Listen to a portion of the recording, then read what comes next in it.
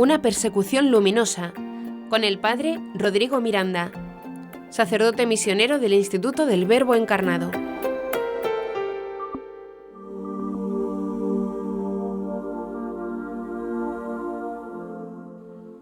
Hola amigos, soy el padre Rodrigo Miranda, sacerdote misionero del Instituto del Verbo Encarnado. Cuando la situación de la guerra en Siria lo permitía, salíamos a la calle para ir a visitar a alguna comunidad de fieles o hermanos religiosos, o para comprar alguna cosa necesaria para la vida cotidiana. Mientras pasabas de un barrio a otro, podías entablar relaciones con una gran variedad de personas que componían el mosaico sirio. Diversas religiones, etnias, familias y tribus compartían un mismo suelo que los hermanaba. Al conversar con ellos te dabas cuenta de que la sensación general era de bienestar y de orgullo debido a la conciencia de pertenecer a una sociedad cuya riqueza era la sana diversidad dentro de una identidad árabe muy marcada y pujante. Durante siglos se habían esforzado a varios niveles sociales por preservar esta historia antiquísima de tradiciones bien variadas. Pensemos que este suelo fue testigo del nacimiento de las tres religiones monoteístas de la zona: el judaísmo, el cristianismo y el islam. Generación tras generación, aunque no sin graves dificultades y dejando lo inconciliable, por supuesto, han trabajado para desarrollar eso que los había preservado de las encarnizadas luchas fratricidas que se han dado en otros países de la misma región.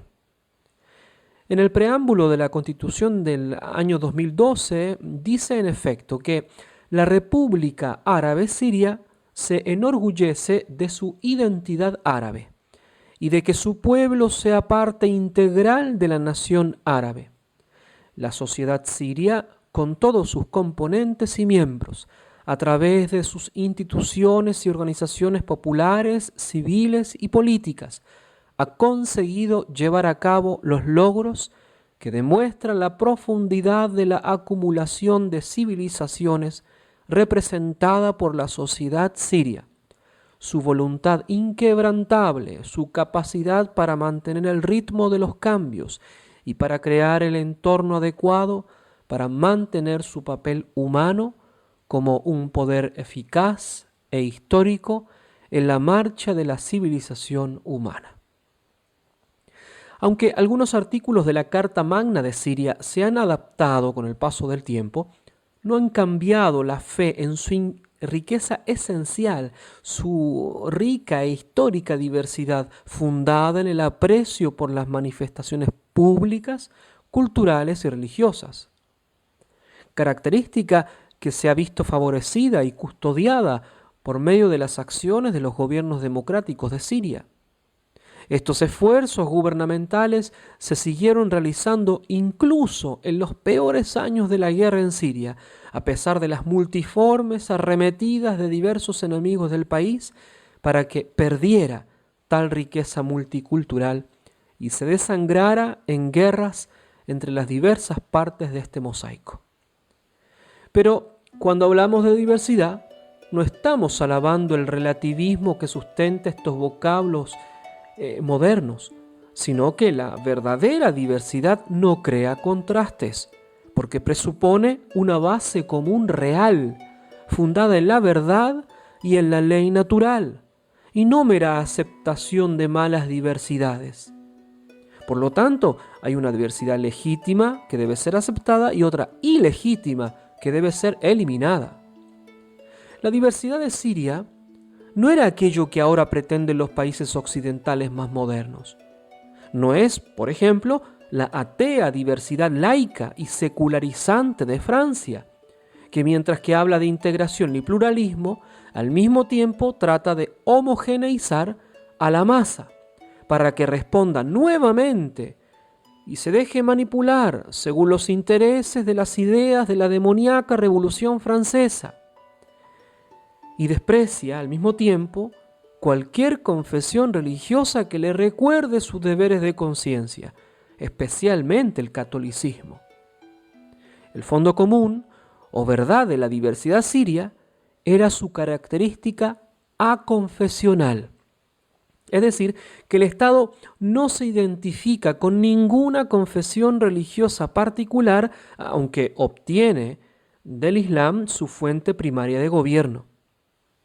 Esta aconfesionalidad y la occidentalización de sus autoridades le permite abrirse y apreciar las distintas confesiones religiosas que la han configurado a lo largo de la historia.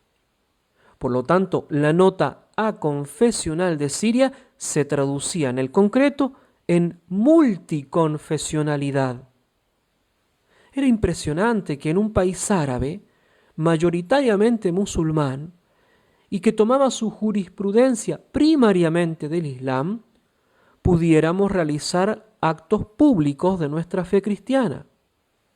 Evidentemente, siempre con prudencia. Esto no lo experimentamos en otros lugares durante casi una década trabajando en la zona árabe. Las autoridades sirias, sin embargo, cuando lidiaban con esta fuerte amenaza a su condición multiconfesional, pensaban que esta oposición era solo una infiltración radical en el sistema islámico. Es decir, que desgraciadamente usaban los conceptos occidentales para tratar de este tema y para hablar de los grupos que trataban de destruir la diversidad. O sea que era solo una radicalización que no representaba los verdaderos ideales del Islam, este Islam pacífico del que tanto se habla, que es una interpretación falsa, como le llaman en Occidente. Al contrario, no se daban cuenta que este mismo sistema, el Islam, tiene un germen de destrucción intrínseca que nadie se atreve a denunciar. Los mismos sabios musulmanes de todos los tiempos reconocen en Mahoma un señor de la guerra y testifican que su misma historia contiene principalmente la voluntad de conquista armada contra el infiel. Por lo que es imposible concebir un país que se componga literalmente de fieles auténticos islámicos e infieles al Islam. La única razón de la sana convivencia era que, en el caso de Siria, por ejemplo, el secularismo le hace bien al Islam. La armonía que experimentamos en Alepo se lograba mediante la educación más bien occidentalizada, representatividad variada en sus instituciones políticas. En definitiva, un sistema más abierto, europeo y no tan regulado por las tradiciones islámicas. Eso sí, al interno del mosaico, cada cual vivía en su barrio, sin mezclarse, salvo en las zonas más cercanas al centro, en donde los unía un interés económico, es decir, que había un cierto acuerdo armónico para poder trabajar por el desarrollo ciudadano.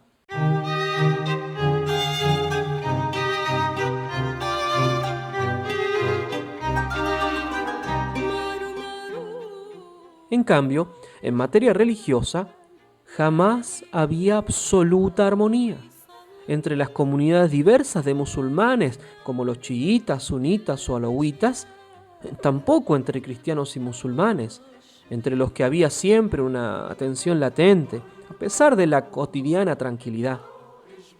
Esta tensión será un punto muy importante para entender la posterior persecución contra los cristianos que de hecho se dio en Siria por parte de diversos grupos islámicos, cuando se exacerbaron los ánimos por causa de la guerra y sale así a flote aquello que había en lo profundo. Además de las causas inmediatas y contingentes, encontramos causas profundas e históricas, como el problema que significa la hermandad musulmana y demás actores que repudiaban el sistema islámico light o abierto de Siria, proponiendo uno islámico más auténtico, es decir, yihadista. Le reclaman al gobierno sirio que debe ser un Estado confesional islámico en todos los niveles del quehacer humano, tal y cual lo propone la visión integral de Islam original. Tal reclamo lo harán por medio de diversos aparatos destructores, sean políticos, de falsas alianzas locales e internacionales, y armados, por medio de muchos tipos de grupos musulmanes que jamás serán moderados como se pretende de esta intención de la hermandad musulmana que se funda en los textos auténticos y autoritativos del Islam. Por otra parte, tenemos la influencia de dos actores principales como son Arabia Saudita y Qatar, los ricos y poderosos que juegan en diversas puntas para crecer como líderes de zona y extender la religión islámica sunita.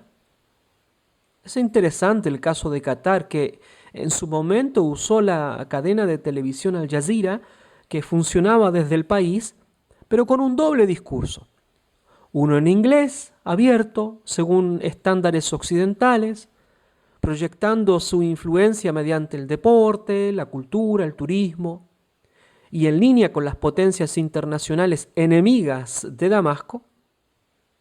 Otro discurso muy diferente es el que dirigía al mundo árabe, ya que propugnaba un Islam más coherente con la tradición original, es decir, como lo vivió Mahoma, el señor de la guerra contra los infieles a Alá. El mundo árabe islámico escuchaba este discurso en línea con la editorial de Al Jazeera en programas como Sharia y Vida, del clérigo egipcio Yusuf al-Qaradawi. Como podemos darnos cuenta, lo que ocurrió en Siria tenía que ver con una constante tensión entre la realidad multicultural, multiconfesional, querida por el gobierno y la mayoría de los ciudadanos, y el deseo intrínseco del Islam a homogeneizar a todos bajo la bandera de Mahoma. Las facciones opuestas al régimen, aun cuando en tantas ocasiones manifestaban graves diferencias entre sí, conflictos internos y hasta se odiaban y se mataban, se unían accidentalmente para ir en contra de la unidad social, producto de este proyecto común bueno. No la querían. La unión de los opositores era pues accidental, o sea, por el propósito de dividir y hacer desaparecer la aconfesionalidad siria. Recordemos de este modo el pasaje del Evangelio de San Mateo que nos dice que el Señor, conociendo sus pensamientos, les dijo: todo reino dividido contra sí mismo queda asolado, y toda ciudad o casa dividida contra sí misma no podrá subsistir. Los gritos de los opositores estaban llenos de este divide y vencerás, tan antiguo y tan actual. Que en nuestras sociedades podamos buscar siempre la unidad fundados en la verdad. Solo de este modo hay una sana y constructiva diversidad. Únicamente en una sociedad que respeta la libertad religiosa y la religión en la dimensión pública del ser humano puede aspirar al crecimiento y a la prosperidad multicultural. Solo así puede constituirse en un mosaico de bien. Que Dios los bendiga mucho.